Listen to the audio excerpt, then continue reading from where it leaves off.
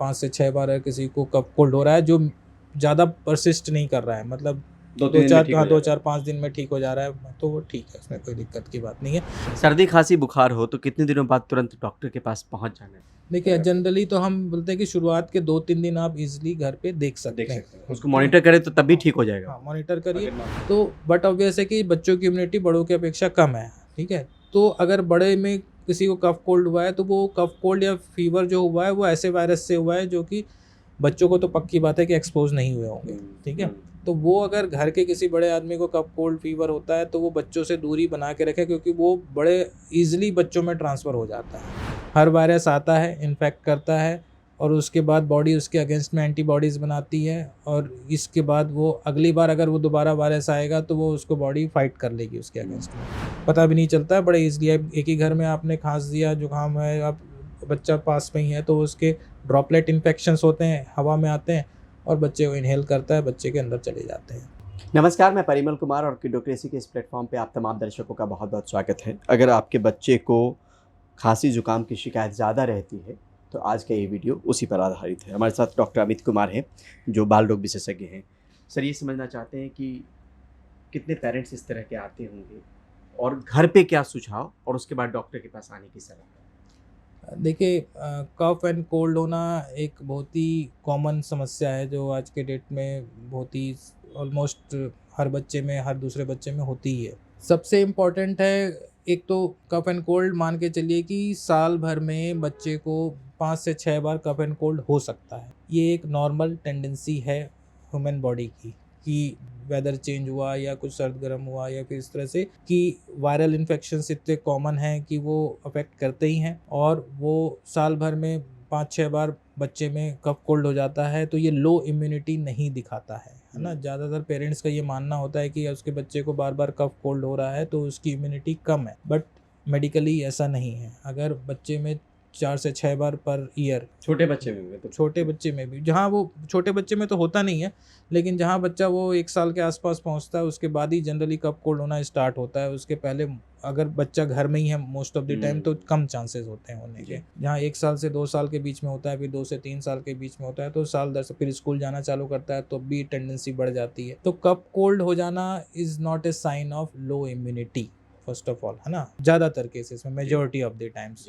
But अगर किसी को निमोनिया बन जा रहा है ना, छाती के अंदर निमोनिया बन जा रहा है, निमोनिया के पैच बन जा रहे हैं, कंसोलिडेशन है या मेजर उसको कफ कोल्ड स्ट्रेस हो रहा है जिसकी वजह से हॉस्पिटल में एडमिट करने की जरूरत पड़े थी, that is a different thing, है ना। वो फिर लो इम्यूनिटी हो सकती है क्योंकि उसमें इन्फेक्शन ज़्यादा हुआ है। लेकिन नॉर्मल कफ हो जाना, खांसी और जुकाम, नाक बहते रहना, बुखार आ जाना 2-3 दिन के लिए फिर ठीक हो जाना और ऐसा हर 2 महीने बाद, 3 महीने बाद हो जाना, ये एक नॉर्मल प्रक्रिया है। तो साल भर में कितनी बार हो तो ये नॉर्मल माना जाए? ऑलमोस्ट हम 5 से 6 बार तक के लिए हम नॉर्मली लेते हैं इस चीज़ को कि 5 से 6 बार अगर किसी को कफ कोल्ड हो रहा है जो ज़्यादा परसिस्ट नहीं कर रहा है, मतलब 2-4-5 दिन में ठीक हो जा रहा है, तो वो ठीक है, उसमें कोई दिक्कत की बात नहीं है।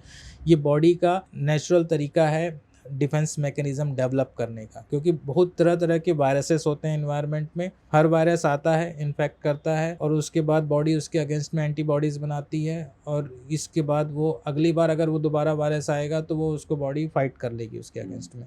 तो लेकिन पहली बार जब आएगा तो वो उसके लिए तो कफ कोल्ड और फीवर तो करेगा उस चीज़ को। तो ये एक नेचुरल प्रोसेस है, हर एक वायरस आएगा, हर एक वायरस इन्फेक्ट करेगा और अपने बॉडी उसके डिफेंस करेगी तो हर बार उसको कफ कोल्ड होगा।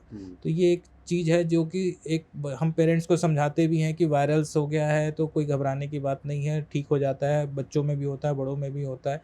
तो और वायरस की एक कैरेक्टर भी होता है कि वायरस अपना जो जीनोम होता है, जो अपना जेनेटिक कंपोनेंट है, वो चेंज भी कर लेता है कई बार। तो अगली बार आएगा तो हो सकता है बॉडी का डिफेंस उसके लिए काम ना करे, फिर से उसको हो जाए।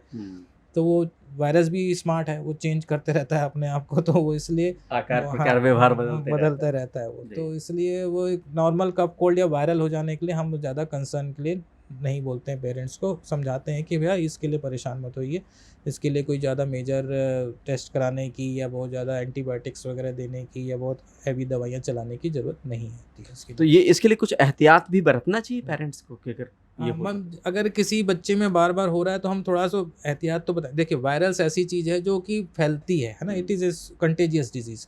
तो कंटेजियस डिजीज़ एक पर्सन से दूसरे पर्सन में जाएगी तो वो घर में अगर किसी पेरेंट्स को हो गया, मदर को हो गया, फादर को हो गया, सिबलिंग को हो गया, किसी को हो गया, तो जो मेन बच्चा है हमारा उसको भी होने के चांसेस रहते ही हैं।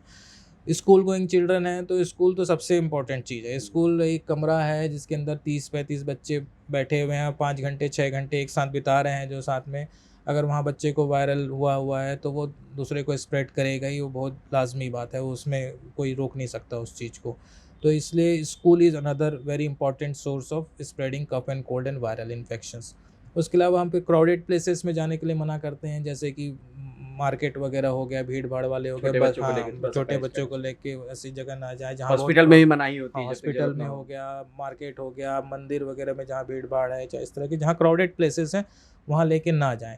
पर सबकी अपनी मजबूरी होती, जाते हैं चाहे जो करते हैं, लेकिन ऐसी जगह जाएंगे तो मान के चलिए कि कोई ना कोई, अगर कोई आसपास में भी अगर वायरल वाला पर्सन है तो वो उसको स्प्रेड कर सकता है इस तरह। सर्दी खांसी बुखार हो तो कितने दिनों बाद तुरंत डॉक्टर के पास पहुंच जाना चाहिए?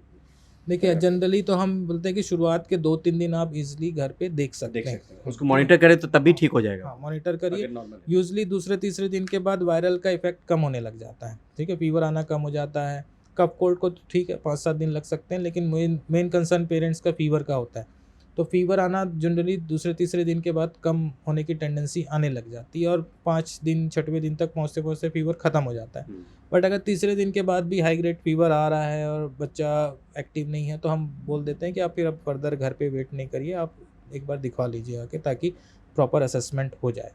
दूसरी बात, अगर 3 दिन का तो ये पीरियड है, लेकिन अगर 3 दिन से पहले भी बच्चा एक्टिव नहीं है, सुस्त है, ठीक है, और उसको सांस लेने में परेशानी हो रही है, डिस्ट्रेस जिसको कहा जाता है कि रेस्पिरेटरी डिस्ट्रेस हो रहा है, रिपीटेड कफ हो रहा है, रुक ही नहीं रहा है, नींद नहीं हो पा रही है, सोने में उसको दिक्कत हो रही है, नोज़ काफ़ी ब्लॉक है और वो दूध भी नहीं ठीक से पी पा रहा है, खा पी भी नहीं रहा है, तो इस तरह की कंडीशन अगर है तो फिर there is no point of waiting for 3 days, आप उसके पहले ही आ जाइए दिखाने के लिए, क्योंकि ये सब साइन थोड़े डेंजरस साइन होते हैं जो कि बच्चे में दूसरी चीज़ों की तरफ भी इशारा करते हैं कि अंदर कहीं निमोनिया तो नहीं बन रहा है, या सेप्सिस तो नहीं हो रहा है, या किसी और तरह का इन्फेक्शन तो नहीं कैच कर रहा है। घर में अगर माँ बाप को सर्दी खांसी कुछ है तो दूरी जितना बना के रखे बच्चे से उतना बेहतर। बच्चा देखो नेचुरली ही बच्चों की इम्यूनिटी बड़ों की अपेक्षा कम होती है ना, ये नेचर है। जैसे जैसे उनका एक्सपीरियंस होते जाएगा, जैसे जैसे उनको एक्सपोजर मिलते जाएगा, वैसे वैसे उनकी इम्यूनिटी बिल्डअप होते जाएगी। तो बट ऑब्वियस है कि बच्चों की इम्यूनिटी बड़ों की अपेक्षा कम है, ठीक है। तो अगर बड़े में किसी को कफ कोल्ड हुआ है तो वो कफ कोल्ड या फीवर जो हुआ है वो ऐसे वायरस से हुआ है जो कि बच्चों को तो पक्की बात है कि एक्सपोज नहीं हुए होंगे, ठीक है। तो वो अगर घर के किसी बड़े आदमी को कफ कोल्ड फीवर होता है तो वो बच्चों से दूरी बना के रखे, क्योंकि वो बड़े ईजिली बच्चों में ट्रांसफ़र हो जाता है, पता भी नहीं चलता है, बड़े ईजिली। एक ही घर में आपने खांस दिया, जुकाम है, आप बच्चा पास में ही है, तो उसके ड्रॉपलेट इन्फेक्शंस होते हैं, हवा में आते हैं और बच्चे को इनहेल करता है, बच्चे के अंदर चले जाते हैं, तो ये बड़े ईजिली फैलता है। इसलिए घर में अगर किसी को कफ कोल्ड है तो वो अपने आप को या तो आइसोलेट, दूसरे कमरे में सोए, दूसरे कमरा यूज़ करे, और जिस कमरे में बच्चे वगैरह रहते हैं उनसे थोड़ा सा दूरी बना के रखें। मतलब तो ये माता पिता को ये बताना जरूरी है कि ज़्यादा परेशान नहीं हो अगर कफ कोल्ड फीवर होता है बच्चे को शुरुआती दौर में, तो ये हाँ, वो natural एक condition। नेचुरल प्रोसेस है, और साल भर में 5 से 6 बार तो हो सकता है इसको। लेकिन डेंजरस साइन भी हम बता के भेजते हैं कि अगर बच्चा बहुत हाई ग्रेड फीवर आ रहा है, उतर नहीं रहा है, बच्चे में अगर एक्टिविटी कम हो गई है, खा पी नहीं रहा है, सुस्त लग रहा है, तो अगर बच्चे में रेस्पिरेटरी डिस्ट्रेस हो रहा है, जैसे कि सांस ले रहा है तो खींच के सांस ले रहा है और वो सो भी नहीं पा रहा है और बार बार रिपीटेड कफिंग करे जा रहा है, तो इस सब कंडीशन में वेट नहीं करना है, आपको डॉक्टर को दिखाना है। ठीक है, बहुत बहुत शुक्रिया। आज के लिए बस इतना ही, मिलते हैं फिर नए वीडियो के साथ, तब तक के लिए बहुत बहुत शुक्रिया, बहुत बहुत धन्यवाद, नमस्ते।